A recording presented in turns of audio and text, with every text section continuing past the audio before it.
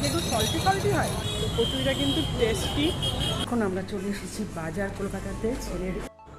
Hello everyone, গরম তো আছেই, তাও সন্ধেবেলায় এখন একটু বেরিয়েছি রিভার সাইডে যাওয়ার জন্য।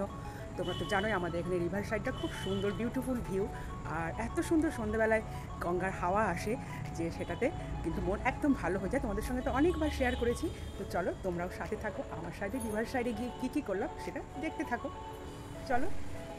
তো রিভার সাইডে যাওয়ার আগে মনে পড়লো যে ছেলের জন্য কিছু টি শার্ট কিনতে হবে এই টিউশন ফিউশন পড়ে যাওয়ার জন্য। তাই বাজার কলকাতাটা আমাদের বাড়ির একদম কাছেই, সেখানেই চলে এলাম। আর এখানে রেগুলারলি ইউজ করার জিনিসপত্রগুলো বেশ ভালোই পাওয়া যায়। ওরা তো উপরে আছে, ওখানেই চলো সোজা। তো এখন আমরা চলে এসেছি বাজার কলকাতাতে, ছেলের একটুখানি টি শার্ট কেনার আছে সেই জন্য। তো টি শার্টটা কিনে নিয়ে তারপর আমরা রিভার সাইডে যাবো।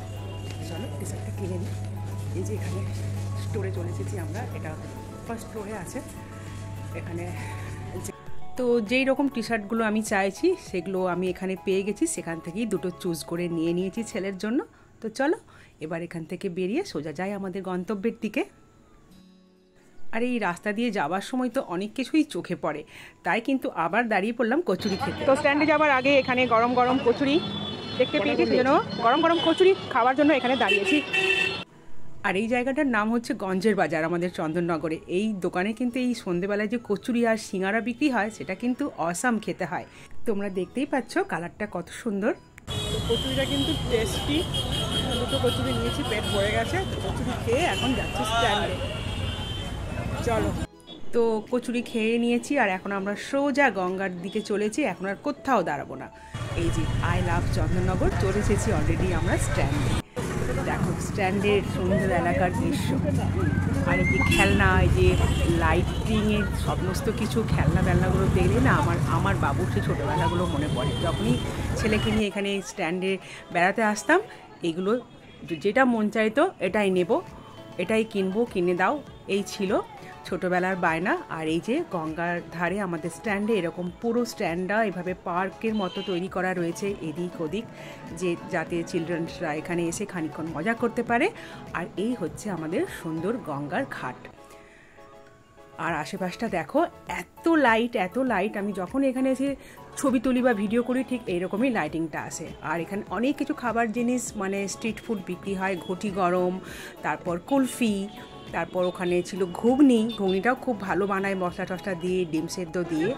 তো যেহেতু ভীষণ গরম আমার ইচ্ছে করলো কুলফি খেতে, তো দাদার কাছে চলে এলাম, কুলফি দাদার কাছে বললাম একটা কুলফি বানিয়ে দিতে ভালো করে। তো এটা হলো কেসার বাদাম একটা কুলফি নিয়েছি।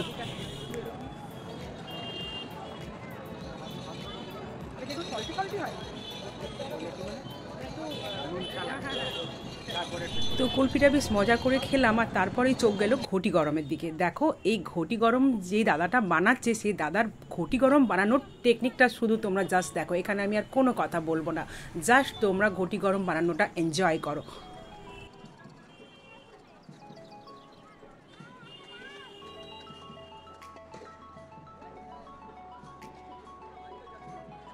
দেখছিস না?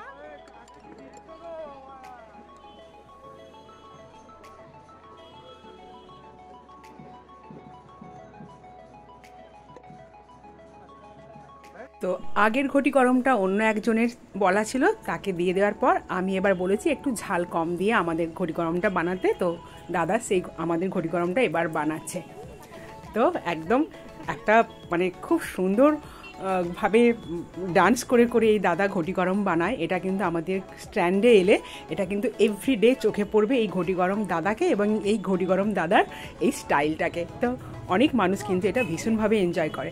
তো চলো এবার ঘটি গরমটা টেস্ট করে বলি তোমাদেরকে কেমন। হাতে চলে এসেছে গরমা গরম ঘটি গরম। তো ঘটি গরম খেতে তোমরা কে কে ভালোবাসো কমেন্টে আমাকে অবশ্যই জানিও, আর এই ঘটি গরম বানানোর টেকনিকটা আমার এই দাদার কেমন লাগলো সেটাও কমেন্টে জানিও। তো চলো টেস্ট করি। ঝাল তো কম দিতে বলেছি, ঝাল বেশি খেতে পারি না বলে, তো খেয়ে দেখলাম কিন্তু বেশ ইয়াম্মি। তো বেশ ভালোই কাটলো ঘটি গরম, কুলফি এসব খেয়ে সন্ধেটা। তো একটুখানি কাছে থেকে গঙ্গার ঘাটে গিয়ে গঙ্গা একটু দর্শন করে আসি। রাত্রি হয়ে গেছে বলে বেশি কাছে যাব না, এই সিঁড়ির কিছুটা স্টেপ নেমে তারপর আবার বাড়ির দিকে রওনা দিতে হবে এবার। অপূর্ব সুন্দর ভিউ এই আমাদের গঙ্গার ঘাটের। তো বেশ ভালো লাগে এখানে এলে। তোমাদের সঙ্গে অনেকবারই আমি শেয়ার করেছি, তোমাদের তো এখন এই জায়গাটা চেনাই হয়ে গেছে। তো আশা করি তোমাদেরও ভীষণ ভালো লাগে। তো চলো এবার বাড়ি ফেরা যাক। আর আমার এই সন্ধেবেলার এই বেড়ানোর মিনি ব্লগটা তোমাদের কেমন লাগলো অবশ্যই কমেন্টে জানিও। See you in my next vlog. Follow for more such beautiful videos. Thanks for watching. Take care. Bye bye. Good night.